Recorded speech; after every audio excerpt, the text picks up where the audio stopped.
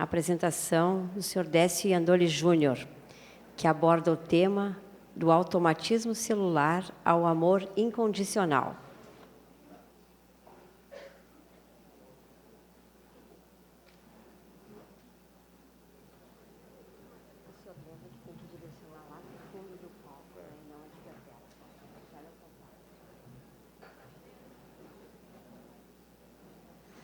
Um bom dia a todos. Vamos falar um pouquinho hoje de evolução. Como alguém muito íntimo nosso já disse, a evolução se dá em dois mundos. Não sei se já ouviram falar sobre alguma coisa a esse respeito. Mas ela se dá em dois mundos porque nós somos seres transdimensionais. Nós vivemos, enquanto encarnados, nós vivemos pelo menos em duas dimensões diferentes, na dimensão física e na espiritual. E o que acontece na dimensão física interfere na dimensão espiritual, e o que acontece na dimensão espiritual interfere na dimensão física. Nós existimos e coagimos, coexistimos e interferimos mutuamente nos dois mundos. E como nós estamos nesses dois mundos, as coisas que acontecem aqui, no plano físico, nos influenciam diretamente no nosso aprendizado, no plano espiritual. E o que acontece, o nosso estado espiritual determina o nosso estado físico. Então, as coisas acontecem juntas. Mas, da mesma maneira que a gente pode observar, e a biologia já mostra muito bem isso para a gente, a evolução biológica, a gente falou alguma coisa sobre isso ontem, a doutora Malene falou. Então, a gente tem todo o conhecimento científico que mostra a competição, determinando a permanência ou não de características genéticas, como Darwin colocou, o Wallace, mas também algumas observações, como a de Lamarck, que tinha sido abandonada e agora está sendo retomada com a epigenética, de que a função faz o órgão. Quer dizer, a observação do que está acontecendo fisicamente tem que ter uma determinação prévia, e essa determinação era atribuída ao acaso. E o acaso não existe. Então, o cientista que acredita que alguma coisa aconteceu do nada, sem causa, não é um cientista. Porque o homem da ciência é aquele que quer saber as causas, e ele acredita que tudo tem uma causa, que nós observamos efeitos das coisas. Então, tem uma maneira da gente avaliar a evolução, e os espíritas são intrinsecamente evolucionistas. O que a gente fala o tempo inteiro? É da evolução, da evolução, da evolução. Só que a gente pensa na evolução do espírito, e a gente, às vezes, não se dá conta que essa evolução do espírito leva à evolução do corpo físico. E do mundo que está ao nosso redor também. Porque nós construímos esse mundo que está aí. Apesar da gente, como a gente falou ontem, sempre estar terceirizando as culpas, a gente faz parte desse processo de construção. A gente constrói o que está acontecendo dentro da nossa casa, a gente constrói o que está acontecendo no nosso bairro, no nosso trabalho, na nossa comunidade, no centro espírita e assim por diante. Então, a minha fala hoje ela é voltada para a parte da evolução que vai se dar lá, no plano espiritual, que é a parte que vai ser determinante para o que está acontecendo aqui, na parte física. Então, quando eu era moleque, a gente queria chamar alguém de burro, a gente falava que tinha QI de ameba. Não sei se vocês... O Gelson falou do QI ontem. Se a ameba tem QI, ela tem um automatismo celular. Na verdade, é um ser encerrado em uma única célula. Tem lá a sua membrana, tem as suas estruturas intracelulares, e existe uma maquinaria biológica, automática, que faz com que essa célula possa viver, se alimentar, excretar os catabólitos e se reproduzir. Então, essa família de amebas, ela tem lá os seus pseudópodes, e ela, através da sua membrana celular, ela entra em contato com o meio ambiente e ela vai identificar partículas que são apetitosas e que ela vai fagocitar e transformar em alimento, ou elementos que possam ser nocivos, que ela vai se afastar e vai tentar evitar aqueles elementos. Então, a gente pode dizer que ela é inteligente? Conceitualmente, não. Aliás, o Gelson me ajudou bastante na palestra dele ontem, ele trouxe o conceito de inteligência. Então, conceitualmente, não. A gente pode dizer que é instinto? A gente vai ver daqui a pouquinho que não também. É um automatismo celular, é alguma coisa que existe dentro dessa condição biológica que ela existe, né? Bom, no processo evolutivo, o que vai acontecer é que estas células, esses seres unicelulares, eles vão acabar percebendo que, se associando, eles têm mais vantagem no meio, né? E, no processo, no crescimento da escala filogenética, né, na evolução das espécies, a gente sai dos seres unicelulares, a gente vai bater nas esponjas. Sabe, esponja do mar? A esponja do mar é isso aqui que vocês estão vendo, ó. Cadê o indivíduo aqui? Difícil, né? Por isso eu trouxe um ilustre representante das esponjas do mar, que é o Bob Esponja, que foi idealizado. O desenhista do Bob Esponja é biólogo marinho, não sei se vocês sabiam disso, né? E ele queria fazer um desenho animado, e o herói dele, ele queria que fosse o mais humilde e primitivo dos mares. Ele pegou uma esponja. Como é que ele ia transformar isso aqui num personagem de desenho? Então, ele pegou uma esponja de cozinha e botou uma calça quadrada nela e está valendo, né? Mas o interessante das esponjas do mar é que é um indivíduo pluricelular, mas todas as células são exatamente iguais. Não existe diferenciação celular. Não existe a especialização das células, aquelas células que vão adquirir uma função específica. Então, é mais ou menos como se fosse uma comunidade bem pequena, né, uma vila, onde as pessoas que moram lá se ajudam, mas elas não têm uma especialidade. Todo mundo, mais ou menos, faz a mesma coisa. Quando a sociedade começa a ganhar complexidade, as pessoas vão adquirindo especialidades. E vai se adquirindo também uma codependência, não é? Então, se você mora em Porto Alegre e quer tirar o leite diretamente da vaca, eu não sei se vai conseguir deixar a vaca na sua vaga de garagem. Se os vizinhos vão deixar que isso aconteça, para você descer todo dia e ordenhar a vaca para pegar o leite, não é? Então, você vai ter que ter alguém que traga o leite para você, alguém que traga o queijo para você. Você pode até querer fazer o pão, mas é mais fácil atravessar a rua e comprar na padaria. E assim por diante, né? Isso acontece no crescimento da sociedade. Quanto mais complexa ela vai se tornando, ela vai ganhando muito mais capacidades, especialização, né? Então, se você quiser comer um sonho e você morar numa vila pequena, talvez você não consiga ninguém que saiba fazer aquilo lá, ou não encontre os ingredientes necessários para fazer, né? Agora, se você estiver morando numa cidade grande, você consegue facilmente um lugar para você comprar isso. Então, você ganha a especialidade, você ganha funções diferentes, mas você também aumenta a dependência dos indivíduos uns dos outros, né? Se tiver uma greve de lixeiro, vai ser um caos na cidade. Então, porque muita gente depende do trabalho daqueles profissionais. E é assim que a coisa vai andando, né? Esse ganho de complexidade. Aí, voltando no Bob Esponja, você vê que o desenho animado é bem sugestivo. Eu não consegui colocar junto aqui o Plâncton. O Plâncton é o maior vilão da história, e ele é um ser unicelular. Depois vem o Bob Esponja, depois vem a Estrela do Mar, que é o Patrick.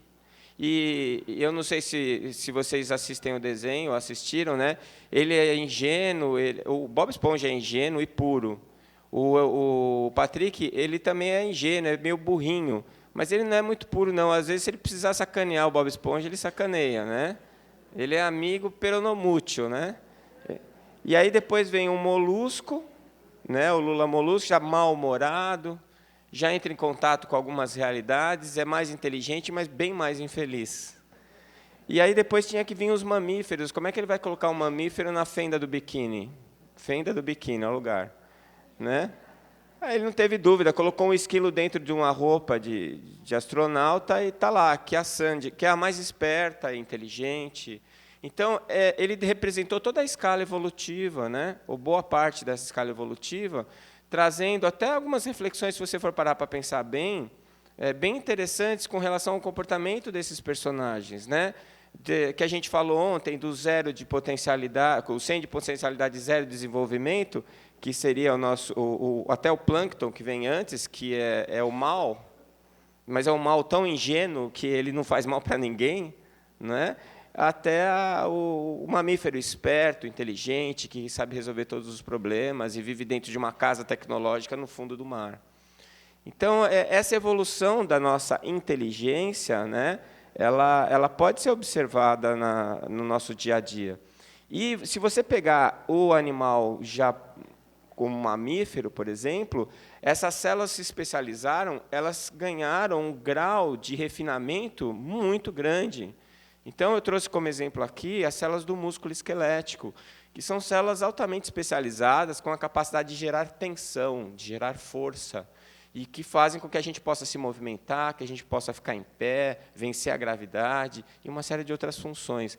Se a gente pegar a célula mais especializada que a gente conhece, que é o neurônio, é uma célula que chega ao ponto de abdicar de uma das funções básicas do automatismo celular, que é a reprodução, né? A gente tem a neuroplasticidade, né? Ontem também foi falado, mas a gente descobriu que tem células-tronco que se transformam em neurônios, mas o neurônio, uma vez pronto, ele não se divide.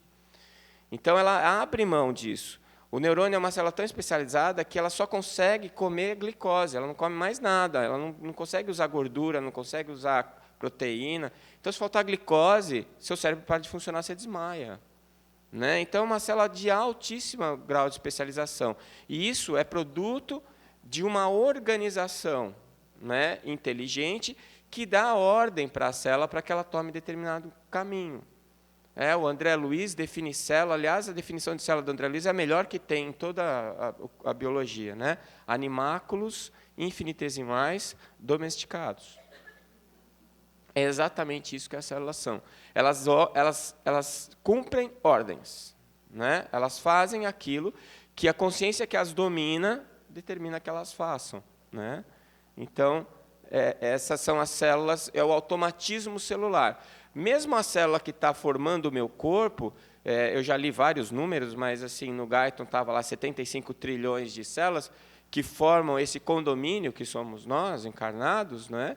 Estas 75 trilhões de células, elas mantêm cada uma delas, apesar do grau de especialização que a gente determinou para elas mantêm os seus princípios básicos. O seu automatismo celular está lá. Então, a célula que está lá no meu intestino, que está no meu músculo, o meu neurônio, ele continua respirando, ele continua produzindo catabólitos, ele continua excretando, né? Ele vai fazendo as suas funções básicas, o automatismo está lá. Só que, quando a gente ganha esse grau de complexidade, já vai tendo o aparecimento de um grupo específico de células, que são as células do sistema nervoso. E essas células são células capazes de perceber os estímulos do meio e elaborar respostas para esse estímulo. E aí, esse processo de aperfeiçoamento, esse ganho de funções específicas, ela acaba fazendo com que o indivíduo comece a ter alguma forma de elaboração das respostas. Não é mais automático, como era na célula, né? Que a célula, independente do que está acontecendo no meio, ela funciona daquele jeitinho dela. Agora, não, já tem alguns comportamentos que eu posso disparar em situações específicas. E isso é o instinto. Né? São comportamentos herdados, são padrões de comportamento herdado, de resposta. Né? E sempre há certos tipos de situação ou características determinadas da espécie. Então, aquela espécie, diante daquele estímulo, responde do mesmo jeito. Né? O instinto, esses padrões aprendidos, né, eles são transmitidos geneticamente. Existem vários trabalhos que sugerem fortemente que o RNA faz isso. Né? O ácido ribonucleico ele faz a transferência da memória celular. No livro do Dr. Hernani Guimarães, tem a Reencarnação no Brasil, ele descreve um trabalho bem interessante que foi feito com planárias. Né? Planária é aquele bichinho que parece vesgo, assim, a gente olha, eles têm os ocelos, parece que ele está vesgo. E eles cortaram, quando os cientistas, eles treinavam as planárias para se alimentar, colocavam num Y, colocavam a comida do lado direito e não colocavam nada do lado esquerdo. E elas aprendiam que é o lado direito que tinha comida, elas iam sempre para o lado direito. Você vai treinar planária, deve ser uma profissão interessante. Aí, quando as planárias estavam treinadinhas para ir sempre para a direita, ele cortava as planárias. E elas se dividiam e formavam duas. Cada uma que ele cortava formava duas, né? E quando ele cortava as planárias com a cabeça para cima e o rabo para baixo, as que saíam do rabo não sabiam que tinha que ir para a direita. E as da cabeça sabiam. Um outro trabalho que ele descreve com ratinhos, ele treinava os ratinhos, o rato ele é ativo à noite, ele não gosta da luz. Então, ele colocava a luz e umas casinhas escuras para os ratinhos ficarem. Os ratinhos iam para a casinha para ficar lá no escuro. Aí ele colocou um choquezinho. O ratinho não conseguia ficar na casinha porque ele tomava choque, ele saía. Quando os ratos estavam treinados para não entrar na casinha, ele matava o ratinho, fazia um suco com... Não o doutor Hernani, que ele não ia fazer isso, o pesquisador. Fazia um suco com o sistema nervoso central e injetava em ratinhos que nunca tinham sido treinados.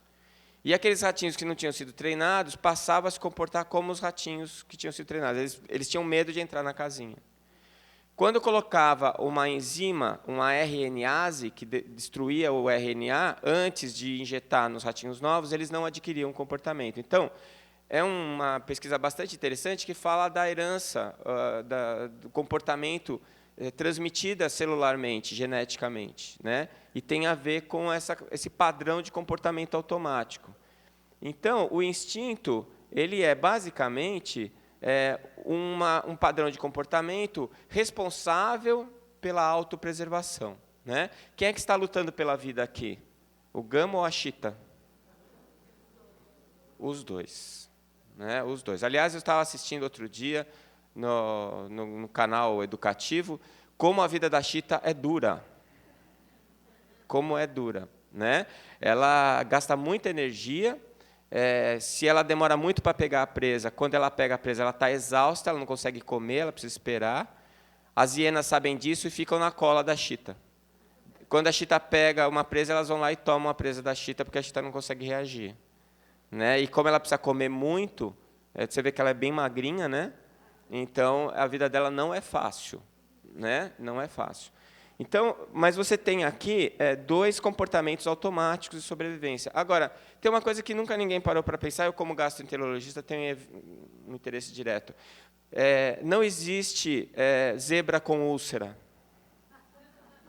Eu perguntei para o gastroenterologista dela, ele me falou. Os animais, apesar da vida dura que eles levam, eles não ficam remoendo situações possíveis. Então, se a zebra está lá pastando, ela está pastando. E está feliz da vida dela. Agora, se ela sente o cheiro do leão, aí ela se liga, derrama adrenalina, vê para que lado que está vendo o cheiro, corre para o outro. Ela toma uma atitude efetiva para preservar a vida dela. É um padrão automático, isso é instinto. Mas quando ela está pastando, se não tiver cheiro de leão, ela não fica pensando, será que vai aparecer um leão? Será? Será que vai aparecer um leão? Então não tem úlcera. Eu não devia estar contando isso para vocês, porque o que me sustenta é isso, né? Mas, de qualquer maneira, vale a dica, né? Então, eu vejo o instinto assim, como se fosse aquele botão vermelho. Em caso de emergência, aperte o botão. Não é? O problema é que nós nos acostumamos a ficar apertando o botão o tempo inteiro. Assiste o Jornal Nacional, você aperta umas 50 vezes o botão. Eu assisto propaganda política, eu saio com dor de estômago, eu já tomo um omeprazol antes. Na verdade, aquela situação que era só no momento de crise, a gente acaba gerando isso, porque a gente fica inventando, entre aspas, situações, né? Isso já é algo que vai além do instinto, né? Se não fosse o instinto, a gente poderia ter uma situação como essa. O cara está sendo comido pelo tubarão e, né?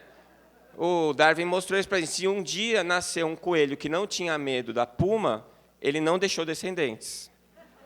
Né? Então, o medo ele faz parte da nossa autopreservação. Então, do mesmo jeitinho que as células que estão formando nosso corpo ainda têm o automatismo celular delas, apesar da gente já estar desenvolvendo, nós somos seres inteligentes, como disse o Gelson ontem, apesar de muita gente não ter se dado conta disso ainda, mas nós somos seres inteligentes, mas os nossos instintos estão lá. Como o automatismo celular está lá. Então, a gente tem que perceber o seguinte, que o processo evolutivo ele vai construindo coisas novas em cima daquelas coisas iniciais. É como se você tivesse um prédio de 10 andares e você quisesse que o primeiro andar desaparecesse. Não vai desaparecer. O primeiro tijolo que você pôs, a primeira fundação que você pôs no prédio, mesmo que o prédio tenha 50 andares, está lá, fazendo aquilo que ela estava fazendo desde o primeiro momento. Né? É claro que o crescimento do prédio faz com que você ganhe essas particularidades, essas possibilidades que são trazidas pela complexidade que vai se amontoando. Mas as funções básicas elas não são perdidas. É por causa delas que você conseguiu chegar nas mais complexas. Né? Então, o instinto ele é basicamente egoísta. E a gente vê isso também na escala filogenética. Tem uma boa parte dos peixes, eles se reproduzem assim. O peixinho encontra a peixinha, ele pisca para ela, mas ela não enxerga, porque a membrana palpebral deles é transparente. E aí eles começam a namorar, ficam nadando um do lado do outro, ficam excitados, ela põe os ovos na água, ele elimina os gametas na água, acabou a paixão, cada um vai para o seu lado. E os ovos são fecundados na água e ficam abandonados, né, para ver se vai dar certo, porque eles ficam absolutamente abandonados. O que acontece? Alguns nascem, outros não. Os que nascem, alguns sobrevivem, outros não. Então, para você garantir que tem algum descendente, são 400 mil ovos, 200 mil ovos. Por quê? Porque vai morrer a maioria. Porque não existe nenhuma maneira, nenhum mecanismo de preservação desses ovos. Né? Então, o número de descendentes é grande. Em compensação, se você for chegar nos mamíferos, né, a gente já lembrando lá da Sandy, se você pegar uma loba, por exemplo, ela tem um número menor de descendentes. Né? Aliás, essa ninhada dela foi bem grande aqui, porque ela, às vezes, 2 ou 3 filhotes, em média. Mas ela tem um comportamento de preservação. E o interessante é que esta fêmea, que teve os filhotes, o instinto de preservação dos filhotes é mais forte que a autopreservação dela. Isso já é uma coisa interessante da gente analisar, porque, apesar da gente falar que é instinto, esses animais são inteligentes já. E a inteligência já está trazendo um comportamento que suplanta o instinto de autopreservação dela. Ela é capaz de atrair um predador para fazer com que os filhotes dela sejam defendidos, sejam preservados. Né? Eu estava acompanhando esses... Na minha época, chamava Mundo Animal. Hoje em dia, tem um monte de canais. Né? Então, tinha uma chita, foi esse da vida dura da chita aí que eu assisti, que ela tinha, na área onde ela vivia, tinham 2 machos. Ela cruzou com um macho, teve 2 filhotes. O outro macho, como sabia que aqueles filhotes não eram dele, matou os filhotes. No outro ano que ela entrou no cio, ela teve relações com o que tinha matado os filhos dela inicialmente. E o outro matou a ninhada. Na terceira vez, o que ela fez? Ficou com os 2.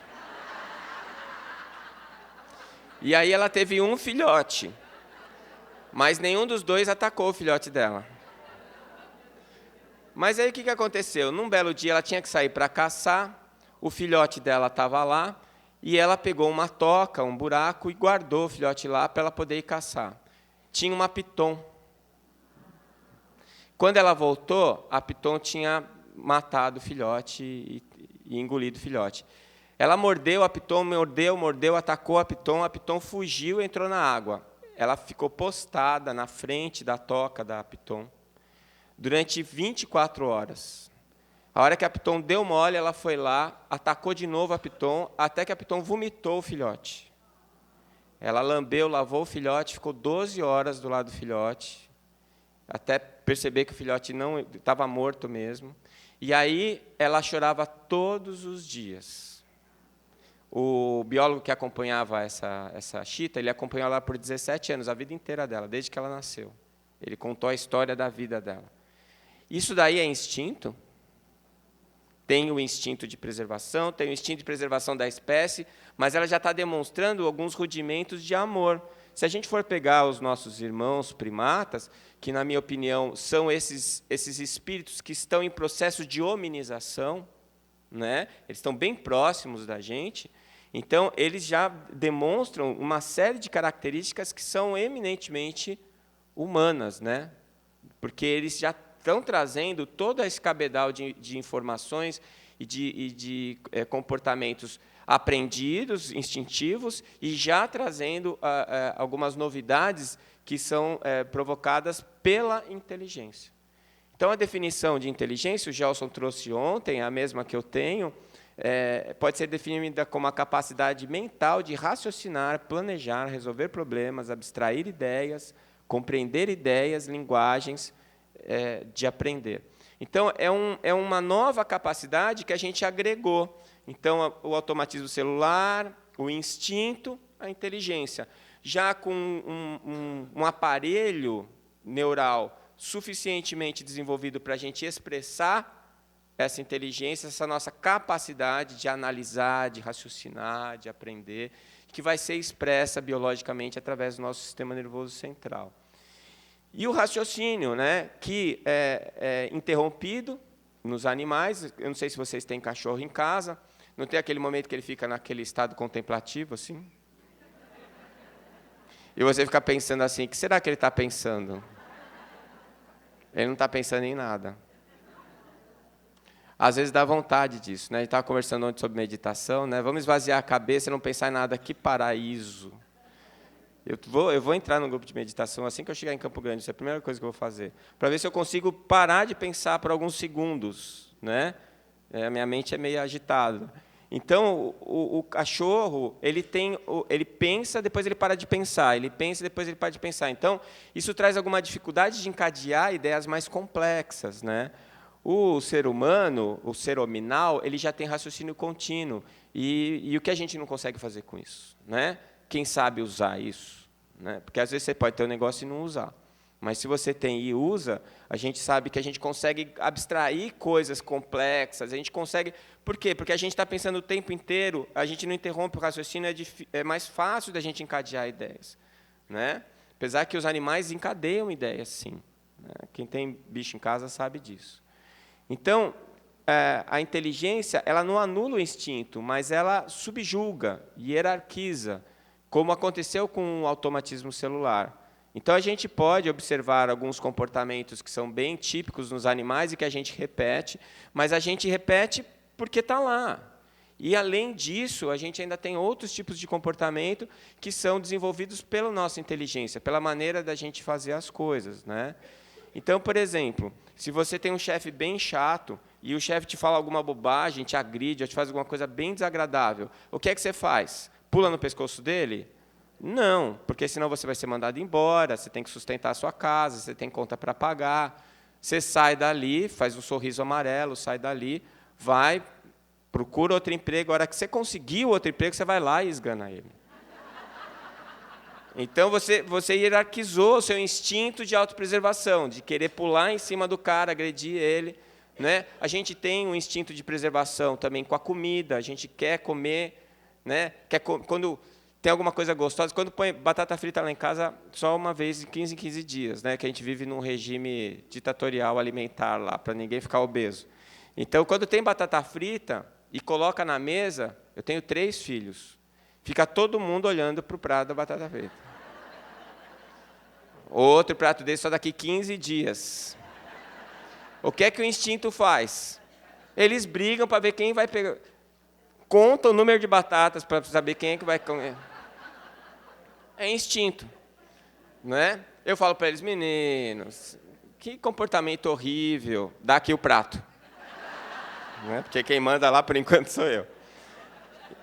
Então, isso é instinto. Instinto de preservação, de querer pegar, ficar com a fêmea mais saudável, a melhor, de querer ficar com a comida mais saudável, de garantir um lugar mais seguro, não é?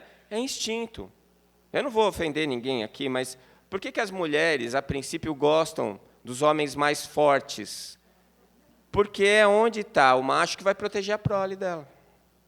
Né? Só que a gente evoluiu, a natureza evoluiu, a sociedade evoluiu, e hoje, quem é o macho que garante a sua prole e o futuro da sua prole?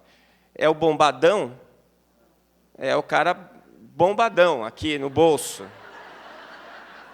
Isso não é interesse, é instinto. Fique tranquila. Você precisa garantir o futuro da sua prole. Se ele for meio gordinho, usar óculos fundo de garrafa, não tem problema. Não é? Geralmente, os bombadões hoje é o pessoal que faz educação física. Coitado desse pessoal, ganha mal pra caramba. Né? Rala o dia inteiro, o salário no final do mês, minguadinho. Então você prefere o outro que não é tão bonito. Então, vai mudando, mas aí é subjugando o instinto. Mas ele está lá, o instinto. Eu preciso de alguém que preserve a minha prole. Né? E assim as coisas vão caminhando. Aí acontece uma coisa interessante, né? Porque vejam vocês que desde o automatismo celular até agora, você está querendo se garantir, não é isso? Você está querendo se dar bem. Você está querendo preservar e ter conforto. E a sua prole, você ampliou um pouquinho o seu conceito de eu para a sua prole, mas continua você querendo que dê tudo certo. Então, na verdade, você está pouco se lixando para os outros. Né? Mas aí acontece uma coisa interessante, e que esses senhores aqui já perceberam. Né? Ele já mudou, né, esse pessoal. Mas os que substituíram ele, eu não sei se a gente evoluiu muito nisso. Né? Mas eles estavam pensando em quê? No outro? Eles estavam pensando em ajudar os menos favorecidos? É o princípio do cunhado, isso aqui. Se você se deu bem na vida e o seu cunhado não se deu bem na vida, não adianta nada, porque sua vida vai ser miserável. Porque ele vai na sua casa no final de semana, ele toma a sua cerveja, ele fica chorando as pitangas, vem te pedir dinheiro emprestado. E aí o que você faz? Você ajuda o cunhado, porque você gosta dele, porque ele casou com a sua irmã? Não, porque você quer se livrar dele. Vamos ser honestos, pessoal, é assim que a gente funciona. Não é? Então, quando você ganhou dinheiro e sua casa ficou muito bonita num bairro pobre, todo mundo fica com inveja e começa a querer te roubar. Aí você sobe o muro, você bota cerca elétrica, não é? Até que você percebe o seguinte, não dá para ficar num lugar em que só eu estou bem. Está todo mundo mal. Porque os caras que estão mal ficam me importunando e me atrapalhando. Aí eu vou fazer alguma coisa para ajudar quem está mal. Mas não é porque eu sou bonzinho, é porque eu quero me livrar deles. Teve gente que já tentou matar, não funciona. Porque não mata todo mundo. A gente se reproduz. Não é? Pobre se reproduz, não tem mais o que fazer, se reproduz. E aí o que acontece? Você precisa ter uma atitude de compensação. No caso dos países, se eu não dou uma ajuda mínima humanitária, a insalubridade que existe lá vai fazer aparecer doenças que ou que tinham desaparecido, ou doenças novas, ebola, AIDS, não é? E aí, o que acontece? Como lá está muito ruim, essa insalubridade e essa miséria faz com que esse pessoal migre para o seu país maravilhoso. E aí, o que acontece? Eles trazem as doenças, eles não têm qualificação profissional, eles aumentam os bolsões de pobreza, e começa a diminuir a qualidade de vida da sua casa. Então, você tem que tomar uma atitude. É muito melhor cuidar deles lá, para eles não virem para cá. E aí você começa com as ações humanitárias. Na verdade, você está percebendo, através da sua inteligência, que, apesar do seu instinto dizer que você precisa se dar bem e você querer isso, num determinado momento, você percebe que não adianta só você se dar bem, porque o outro que não se deu bem vai te atrapalhar. Você quer que ele evolua, que ele progrida, não é porque você gosta dele, é porque você não gosta dele. E aí acontece isso. Só que aí você começa a fazer a ação humanitária, você começa a ir para ajudar. E o Sérgio Moll, o Dr. Moll mostrou isso daí no trabalho dele, foi a doutora Marlene mesmo que trouxe isso para a gente. Tem toda uma bioquímica que funciona no seu cérebro que te recompensa pelo que você está fazendo. E aí você começa a sentir um bem-estar muito grande de estar fazendo bem para as pessoas. Então, o cara que mandou esse pessoal lá no terceiro mundo, ele não percebe isso. Mas quem está lá trabalhando percebe. Porque quando você começa a fazer alguma coisa legal, você começa a sentir um prazer. E olha que engraçado, né? Você foi lá, não era para ajudar o outro, era para livrar a sua cara. A gente falou disso ontem. Né? Esse nível de auto-honestidade é um negócio meio violento, mas é bom a gente começar a encarar isso. Porque até quando eu fui procurar o Espiritismo ou a Igreja Católica, eu estou querendo me livrar do ruim. Eu quero garantir um lugar legal quando eu desencarnar. Né? Chegar do outro lado, está tudo escuro, pessoas se arrastando no chão, putz, deu errado. Né? Eu quero chegar do outro lado, está todo mundo feliz, né? Com luz e tal. Opa, legal. Aquela sopa que eu fiz lá há 20 anos deu certo. Né? Então, na verdade, a gente está atrás disso num primeiro momento. Só que você foi para livrar a sua cara com Deus, e na hora que você começou a trabalhar, você começou a ver que era muito mais do que isso. Você começou a perceber que tinha um bem-estar intrínseco que acordava dentro do seu coração quando você estava lá. E aí você fica viciado em fazer o bem, porque você sente falta quando você não vai. Parece que você não tomou o seu Lexotan. Né? E aí você começa a se embrenhar em coisas que as pessoas falam, por que essa pessoa faz isso? Tem uma história muito interessante, que tinha um grupo de jornalistas que foi visitar a Madre Teresa no trabalho dela, e ela estava lá dando banho num leproso quando eles chegaram. E o leproso estava numa situação muito ruim, e ela toda cuidadosa com as feridas. E aí um jornalista do inglês virou e falou assim, eu não faria isso nem por $1 milhão. E ela vira para ele e fala assim, nem eu. Não é? Ela já tinha percebido uma coisa que ele não tinha nem pensado, que o fazer o bem te faz bem. E você passa a fazer o bem não é nem para o outro, é para você. Você precisa daquilo. Então, você precisa do outro para te fazer feliz, mas não é que o outro vai vir te fazer feliz. Você precisa do outro para que você possa trabalhar pela felicidade dele para te fazer feliz. É uma pegadinha de Deus isso daí. Não é? Ele te driblou e você nem percebeu. Botou no meio das suas pernas a bola, pegou do outro lado, fez um golaço e você ainda não percebeu que a bola passou no meio das suas pernas. Porque ele está através da sua do seu interesse próprio, você começa a perceber que o seu interesse é fazer o bem para o outro, porque é a única maneira de você conseguir realmente se sentir pleno, realmente se sentir feliz. Né? E aí a gente se depara com algumas situações em que a gente não tem outra alternativa. Porque você adquire um nível de consciência do que está acontecendo ao seu redor que não te deixa outra alternativa a não ser tomar alguma atitude diante daquilo. Enquanto isso está acontecendo na televisão, enquanto isso está acontecendo longe de você, você ainda consegue um certo grau de isolamento. Mas quando isso começa a acontecer na tua frente, você não tem alternativa. Não é? Então, se antigamente as pessoas conseguiam passar, né? Teve um caso que aconteceu na China, de uma pessoa que infartou, caiu na rua, as pessoas passavam do lado e não faziam nada. Ninguém nem olhava para ela, demorou não sei quantas horas para alguém chamar a polícia para ver que a mulher tinha morrido. Né? Eu acho, aliás, eu assisti um vídeo outro dia no YouTube que mostrou isso. Nós aqui no Brasil somos incapazes de fazer isso. Eu acho, sinceramente. Eles pegaram uma câmera da Praça da Sé, em São Paulo, que é, teoricamente, um lugar que ninguém está olhando para o outro, que é uma câmera de segurança, e eles mostraram as cenas em que as pessoas se ajudam. Eu não sei se vocês assistiram isso. É emocionante. Coisas assim, da pessoa parar o carro para ajudar o outro, de tomar uma atitude que ela está parando a vida dela para ajudar o outro. Isso é caridade. É o óbolo da viúva.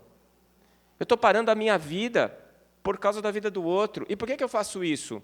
Porque eu percebi que isso é fundamental para mim. Porque eu percebi que é o caminho mais seguro para eu ser feliz. Para eu me sentir bem comigo mesmo. Para eu me sentir harmonizado com o ambiente, com o mundo onde eu vivo. Isso é a evolução da minha consciência, de mim mesmo e do mundo em que eu vivo. Isso é inteligência elevada a uma outra potência, a um outro patamar, diferente da capacidade de cálculo, diferente da capacidade de abstração de conceitos difíceis, complexos. Nesse momento eu estou percebendo a minha inteligência em relação a quem eu sou e ao mundo onde eu vivo. E aí você vai ter o bem-estar de perceber que você foi capaz de gerar bem-estar. A gente eu recomendo todos, quem quiser, entrar na internet e procurar um site chamado Fraternidade Sem Fronteiras. É um grupo que partiu de um centro espírita de Campo Grande, e eles têm 3 creches na África, em que eles cuidam das crianças de lá. Fala, mas vai para a África? Pois é. A AIDS dizimou a população. E tem uma quantidade enorme de crianças que, além de pobres, são órfãs. E que vivem sozinhas em barracos. Crianças de 10, 12 anos vivem sozinhas em barracos, totalmente desprovidas de qualquer assistência governamental.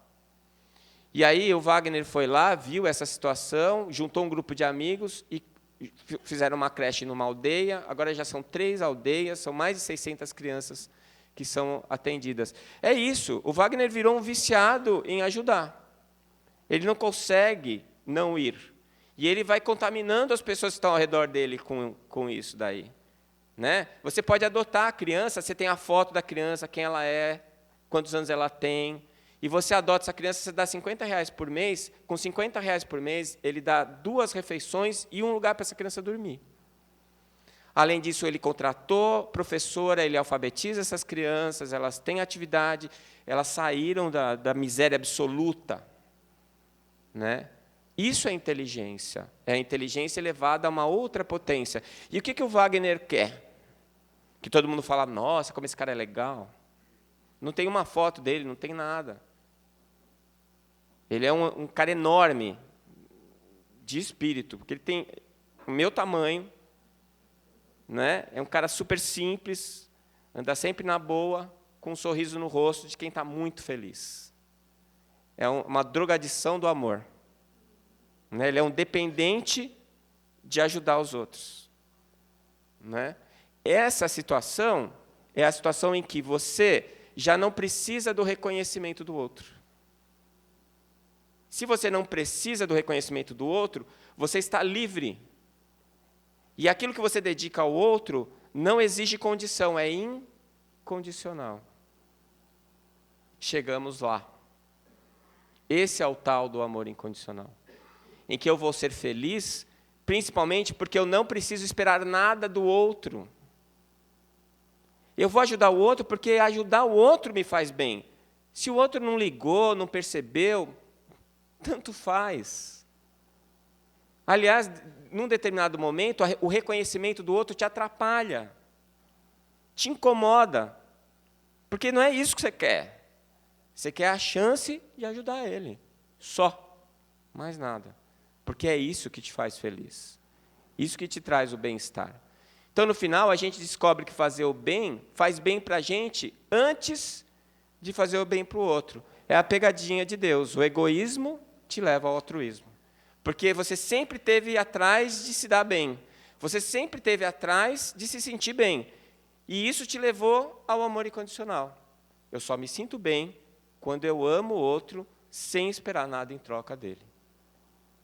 E aí a gente chega no final do processo evolutivo, que nós ainda não estamos lá. Nós temos flashes desse lugar. A gente consegue estar lá de vez em quando. A gente consegue fazer isso às vezes. Mas como é bom quando a gente consegue. É o 3º andar da casa mental que o André Luiz contou para a gente, né? Às vezes a gente consegue chegar lá, quando a gente faz prece, ou quando a gente está engajado em algum trabalho como esse, né? Então, o amor incondicional é o último degrau na evolução da inteligência. Saímos lá do automatismo celular, da amebinha, e vamos chegar nessa percepção de que eu preciso do outro, mas não para ele me fazer feliz, para eu fazer ele feliz. Tem um atalho, né? Eu andei fazendo uma reflexão e eu percebi o seguinte, que a gente precisa ter metas para viver, mas a gente tem que abolir as expectativas. A expectativa é uma coisa tua, ela não é do outro. A expectativa é o que você espera do outro. Então, você gera uma expectativa que o que você acha que o outro tem que ser para você. Isso é falso, é uma ilusão. E aí o que acontece? Acontece que quando você percebe que o outro não é o que você imaginou que era para ele ser, você se ofende, você se magoa. É a história do príncipe encantado. Você pode beijar qualquer sapo que você encontrar, não vai virar príncipe. Mas o príncipe que você casou vai virar sapo. No primeiro dia que você acordar e for beijar ele e estiver com mau hálito, já é o sapo. Né? Quantas vezes, isso parece brincadeira, mas é verdade. Quanta gente eu já ouvi falar, o que você espera da sua vida? Eu estou esperando alguém que vai me fazer feliz. Filha, vai dar escara no glúteo. Não tem ninguém que vai te fazer feliz. É você a pessoa que vai te fazer feliz. E quando você encontra o cara que você acha que é o cara dos seus sonhos, é uma questão de tempo para ele te decepcionar. Não porque ele é ruim, porque você colocou ele num patamar fictício. É expectativa. Não é? Tem aquele Friends, tem um episódio em que a Mônica atende um cara que estava no metrô desacordado. E ela ajuda ele, leva para o hospital, o cara fica em coma um tempão. E era um cara bonitão. E ela começa a visitar eles. Alguém assistiu esse episódio? Ela começa a visitar ele e acaba levando a Phoebe para visitar também. Você vê que eu assisto televisão, né? Aí elas se apaixonam por ele. O cara está em coma. Mas ele é bonito pra caramba, né? E aí elas começam a criar as expectativas sobre quem ele era, o que ele era. Elas brigam as duas, porque elas ficam falando que ele ama uma ou ama a outra. Um belo dia o cara sai do coma. E elas correm lá para saber quem é que ele amava, afinal de contas. Ele era gay.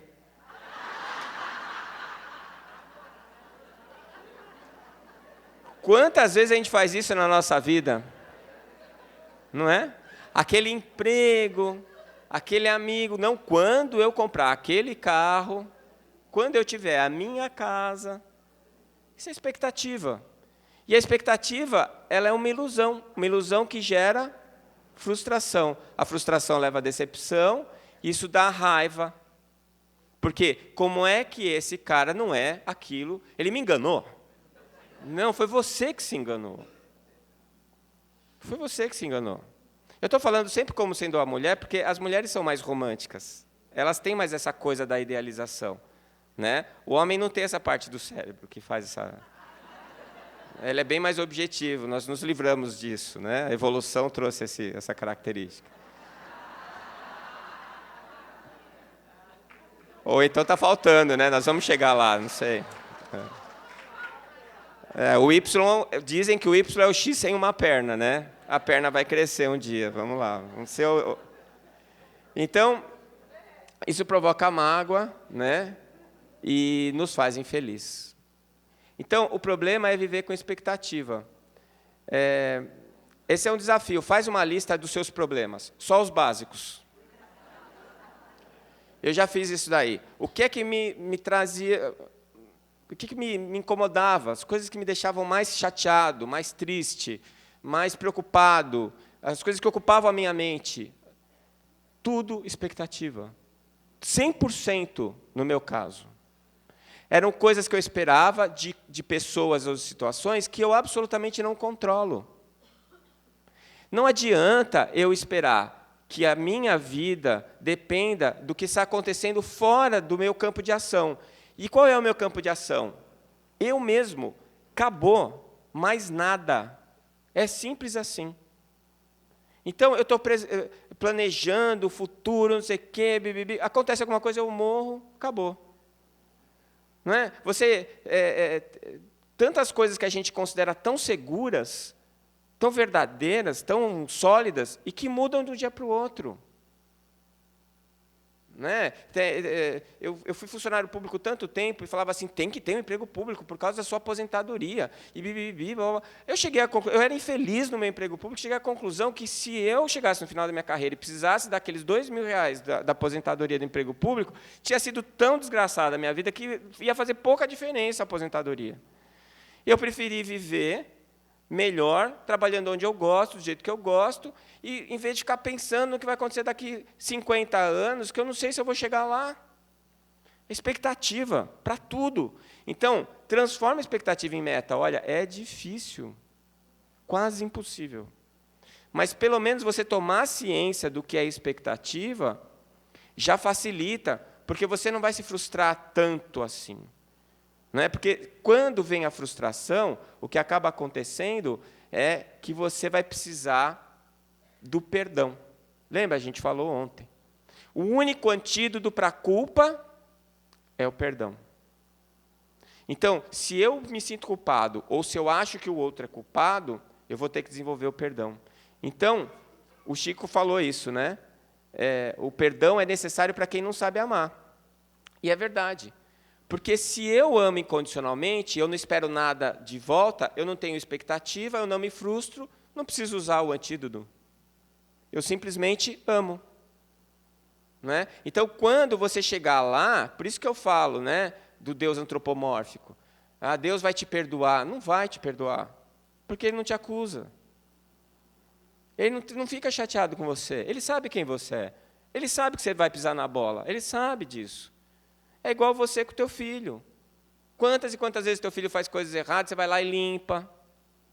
Né, o Madeira falou agorinha aqui, a criança vomitou, você ficou ofendido? Não, poxa, é criança, está passando mal. Né, você não fica ofendido porque ela vomitou em você. E é assim. Na verdade, quando você consegue acordar em você o amor incondicional, você deixa de precisar perdoar, porque você não se ofende, você não se magoa. Né? Nós vamos chegar lá. Tenham fé. Então, a conclusão. Muitas vezes, as pessoas são egocêntricas, ilógicas, insensatas. Perdoe-as assim mesmo. Se você é um vencedor, terá alguns falsos amigos e alguns inimigos verdadeiros. Vença assim mesmo. Se você é honesto e franco, as pessoas podem magoá-lo. Seja honesto assim mesmo. O que você levou anos para construir, alguém pode destruir de uma hora para outra. Construa assim mesmo. Se você tem paz, é feliz, as pessoas podem sentir inveja de você. Seja feliz assim mesmo. Se você é gentil, as pessoas podem acusá-lo de egoísta, interesseiro. Seja gentil assim mesmo. Dê ao mundo o melhor de você, mas isso pode não ser o bastante. Dê o melhor de você assim mesmo. Veja você que, no final das contas, é entre você e Deus. Nunca foi entre você e as outras pessoas. Madre Teresa de Calcutá. Muito obrigado.